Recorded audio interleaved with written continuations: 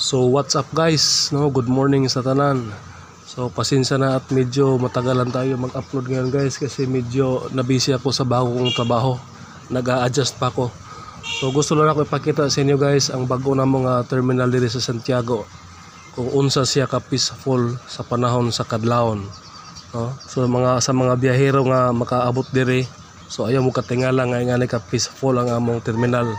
So, bisag manindahay kape wala gyud, pero normal na siya kay bag-o pa man gyud ning among bus terminal diri sa among lungsod sa Santiago, Agusan del Norte. Kung inyong tanawon ang palibot guys, makaingon mo nga walay tao, pero ang uban diha naa nangatulog lang gipangkapoy. Ang uban ana mo ay nagwardya or naggarden sa terminal.